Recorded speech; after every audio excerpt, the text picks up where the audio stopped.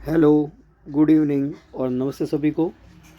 UK PSC lab assistant forensic science जिसका exam 31 मार्च को है, उसके लिए करंट अफेयर की क्लास नंबर 2 है।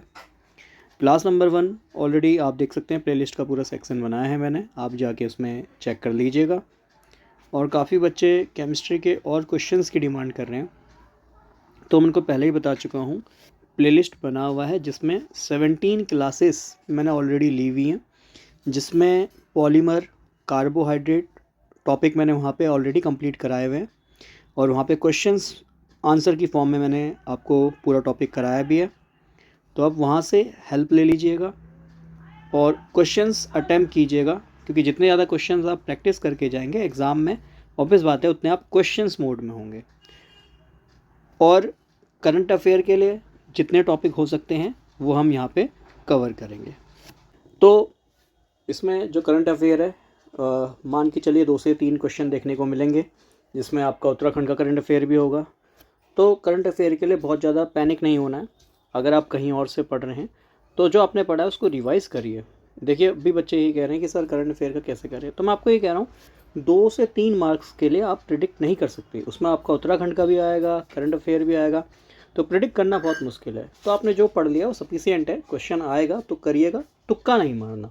तुक्का मारोगे तो कंपटीशन में आप पीछे हो जाएंगे। आता होगा तो अपना बेस्ट दीजिएगा, या फिर लॉजिकल गैस कर सकते हैं वो कीजिएगा, अदरवाइज़ तुक्का तो नहीं मारना।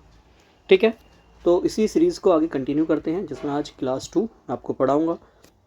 और काफ़ी बच्चे जो क्वेश्चंस की डिमांड कर रहे हैं, यूट्यूब पे ऑलरेडी सीरीज़ मैंने चलाई हुई है। जब एनवायरमेंटल सुपरवाइज़र का एग्ज़ाम हुआ था, उसमें मैंने केमिस्ट्री की 17 क्लास ली हैं, और उस 17 क्लास में से 25 में से 21 से 22 क्वेश्चन डायरेक्ट उसमें से थे। अगर जो बच्चे क्लासेस भी देख रहे होंगे तो वहाँ से टोटल उनको क्वेश्चन मिल गए थे। ठीक है, तो 22 क्वेश्चन अगर आपको एक सीरीज से मिल रहे हैं तो वही क्वेश्चन यहाँ पे भी आपको हेल्पफुल रहेंगे, और आगे आने वाले जो एग्ज़ाम है उसमें भी वो हेल्प करेंगे। ठीक है, तो क्वेश्चंस आप वहाँ से प्रैक्टिस कर सकते हैं। जिनको आंसर पता है वो आगे वीडियो को बढ़ाते रहिएगा, अदरवाइज़ जो है आप वहाँ पे मैंने पूरा उसका जो रीज़न है वो भी मैंने समझाया है, जो कि आपको एग्ज़ाम में हेल्प करेगा। ठीक है, चलिए, तो अभी करंट की ही न्यूज़ है। आपने देखा होगा चंडीगढ़ में जो मेयर के इलेक्शन हुए थे, उसमें सुप्रीम कोर्ट का डिसीजन आया था, और सुप्रीम कोर्ट ने जो है ओवरटर्न कर दिया था चंडीगढ़ के जो मेयर इलेक्शन हुए थे उसको। ठीक है, और आप मुझे बताएंगे अब जो नए मेयर बने हैं वो कौन है, उनका नाम।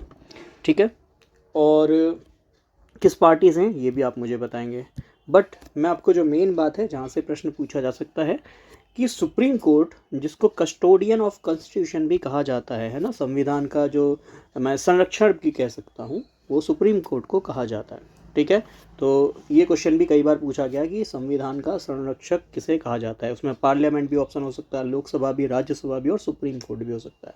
ठीक है, तो जुडिशरी जो कि सुप्रीम कोर्ट है वह संविधान का कस्टोडियन है, ये आपको ध्यान में रखना है। तो सुप्रीम कोर्ट, हमने देखा मेयर इलेक्शन को उनने ओवरटर्न कर दिया है ना।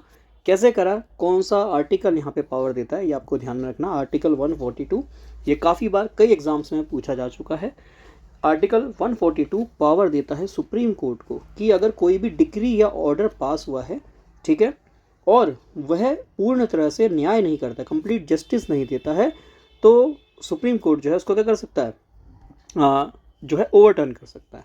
ठीक है, तो article 142 empower the supreme court to pass any decree और ऑर्डर, कोई भी डिक्री या फिर ऑर्डर वो जो है पास कर सकते हैं, necessary for doing complete justice, है ना। अगर कंप्लीट जस्टिस कहीं पे नहीं हुआ है तो कंप्लीट जस्टिस कराने के लिए कोई भी ऑर्डर, डिक्री जो है पास कर सकते हैं। ठीक, और very important, custodian of Indian constitution किसको कहा जाता है, सुप्रीम कोर्ट को कहा जाता है। कई बार ये प्रश्न पूछा जा चुका है।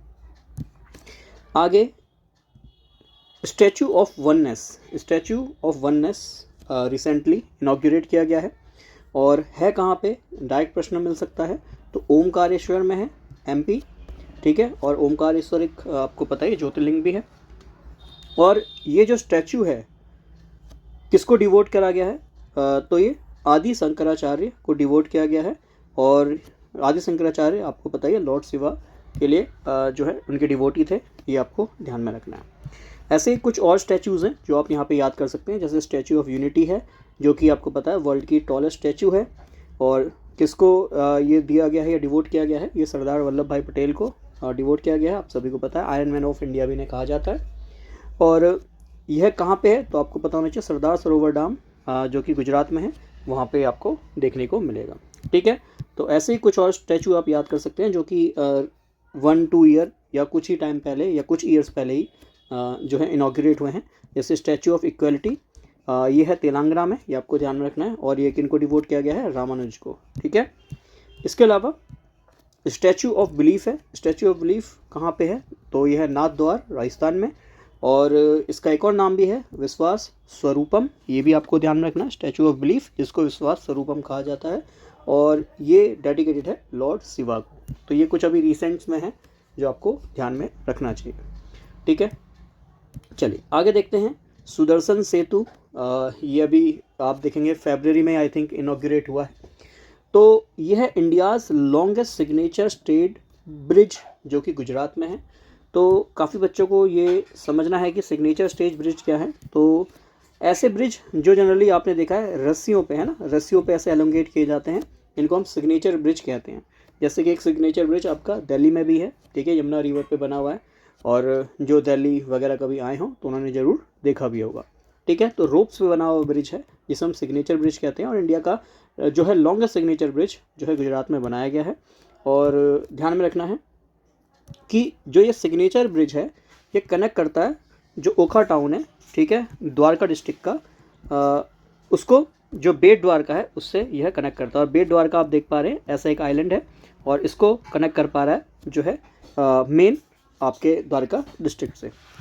इसकी लंबाई जनरली लंबाई बेसिकली ऐसा डीप में नहीं पूछेगा कि लंबाई कितनी है, तो फिर भी आप ध्यान रख सकते हैं 2.32 किलोमीटर। आगे रिसेंट में भी ग्रैमी अवार्ड्स 2024 म्यूज़िक में जनरली आपको पता ही है जो है ग्रैमी अवार्ड्स दिए जाते हैं। तो मिला भी म्यूजिशियंस को है, शंकर महादेवन और जाकिर हुसैन को।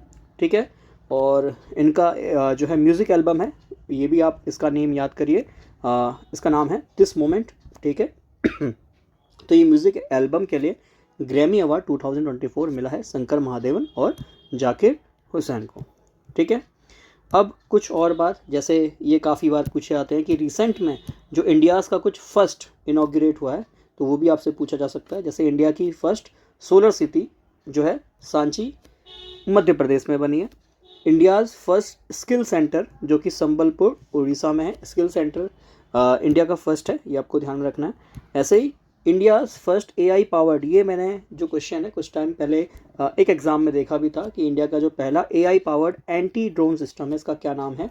तो ये इंद्रजाल है। ठीक है, ये अभी कुछ मैंने एग्ज़ाम देखा था, काफ़ी बच्चों ने जो है मुझे एग्ज़ाम दिखाया था। मुझे एग्ज़ाम एक्चुअली याद नहीं आ रहा, पर हाँ मुझे याद है कि करीब दिसंबर में एग्ज़ाम था और उसमें बच्चों ने मुझे ये पेपर दिखाया था, तो मैंने देखा था कि उसमें ये क्वेश्चन पूछा गया है। ठीक है, चलिए अब इंडिया ने अपना जो है एक नेक्स्ट जनरेशन वेदर सैटेलाइट ये भी लॉन्च किया है, ध्यान रखना है कहाँ से? श्रीहरिकोटा से। और इसका नाम क्या है? INSAT 3DS। एग्जाम में डायरेक्ट पूछता है कि इनसैट 3DS रिसेंटली लॉन्च हुआ है, ये क्या है? तो ध्यान रखना इंडिया का नेक्स्ट जनरेशन वेदर सैटेलाइट है। ठीक है, आगे हेनले पासपोर्ट इंडेक्स 2024 अभी जैन में ही आई थिंक ये रिलीज़ हुआ है। तो उसमें इंडिया की रैंक ध्यान रखना है 85, और ये एक रैंक जो है स्लिप भी हो चुका है। ठीक है, तो 85 रैंक है। और इंडिया का जो पासपोर्ट है, देखो पासपोर्ट इंडेक्स है तो पासपोर्ट की ही बताएगा कि स्ट्रेंथ कितनी है। तो इंडिया के जो पासपोर्ट हैं उससे आप 62 कंट्रीज़ में वीज़ा फ्री एंट्री ले सकते हैं। ठीक है, तो वीज़ा फ्री एंट्री आप 62 कंट्रीज़ में ले सकते हैं। वीज़ा फ्री का मतलब ये नहीं कि आप हमेशा के लिए, बट हाँ कुछ में कुछ टाइम लिमिट होता है, तो उस टाइम बाउंडेशन के लिए आप जो है उस कंट्री में घूम सकते हैं। ठीक है, टॉप किया है इसमें फ्रांस ने, तो इसकी वीज़ा फ्री एंट्री है 194 कंट्रीज़ में। तो ऐसा मान के चलिए जितनी भी कंट्रीज़ हैं लगभग सभी में फ्रांस का वीज़ा जो है वीज़ा फ्री एंट्री हो सकती है फ्रांस के जो है रेसिडेंट्स की। इंडिया की मान लो 194 कंट्रीज़ हैं तो केवल 62 में ही ऐसा हो सकता है। बहुत स्ट्रॉन्ग नहीं कहेंगे वीज़ा को, बट हाँ 62 जो कंट्रीज़ हैं उसमें हम वीज़ा फ्री एंट्री ले सकते हैं। ये ग्लोबल इनोवेशन इंडेक्स है, अगर मैं इसकी बात करूं तो ये अभी 2023 का ही इंडेक्स है। ठीक है, और ग्लोबल इनोवेशन इंडेक्स ये जो रिलीज़ होता है ये होता है वर्ल्ड इंटेलेक्चुअल प्रॉपर्टी राइट्स के द्वारा, वीपो के द्वारा। ये आपको ध्यान रखना है। इसमें इंडिया की रैंक 40 है, फर्स्ट पे है स्विट्ज़रलैंड, ये आप ध्यान में रखिएगा। ठीक है, चलिए लास्ट डिजिटल पेमेंट इंडेक्स, ये जो है रिलीज़ करता है आरबीआई। ठीक है, आरबीआई जिसको बैंकर्स ऑफ बैंक भी बोला जाता है, रिजर्व बैंक ऑफ इंडिया। ठीक है, और इसके बारे में जो है काफ़ी कुछ मैंने बताया भी है, और आरबीआई के बारे में, जिसमें आपने आरबीआई की पावर वगैरह बहुत कुछ मैंने ऑलरेडी आपके इकोनॉमिक्स वाली क्लास में बताया भी है। ठीक है, तो वहाँ भी बताया था कि जो डिजिटल पेमेंट इंडेक्स है ये कौन रिलीज़ करता है, आरबीआई। ठीक, तो बाकी देखिए क्लास 1 भी आप देख सकते हैं, ये क्लास 2 है, और कोशिश करेंगे देखिए जितने करंट अफेयर हम यहाँ पे जो है इकट्ठे कर पाए और याद कर पाए, जो कि हमें एग्ज़ाम में हेल्प करेगा। ठीक है, इसके अलावा जो केमिस्ट्री के छूटे हुए टॉपिक्स हैं, जिसमें मैंने आपको यूवी, आईआर, एनएमआर जैसे इंपॉर्टेंट टॉपिक पढ़ा दिए हैं, और स्पेक्ट्रोस्कोपी कंप्लीट हो गया है। आज हाइड्रोसाइक्लिक भी पढ़ा दिया है। पॉलीमर मैं ऑलरेडी पढ़ा चुका हूँ उन्हीं 17 क्लास में, वहाँ से आप देखिएगा। इसके अलावा कुछ टॉपिक जैसे थर्मोडायनेमिक्स है वो मैं आपको करा दूंगा, इलेक्ट्रोकेमिस्ट्री है उसको भी मैं एक ही क्लास में करा दूंगा, और क्या रह गया, डी ब्लॉक रह गया, आई थिंक डी ब्लॉक में आपको करा दूंगा, केमिकल काइनेटिक्स रह गया वो भी करा दूंगा। तो मतलब जो 4 एक क्लास है उसमें ये टॉपिक भी मैं आपको कंप्लीट करा दूंगा। ठीक है, आज क्लास को इतना ही रखता हूँ। Bye bye and take care.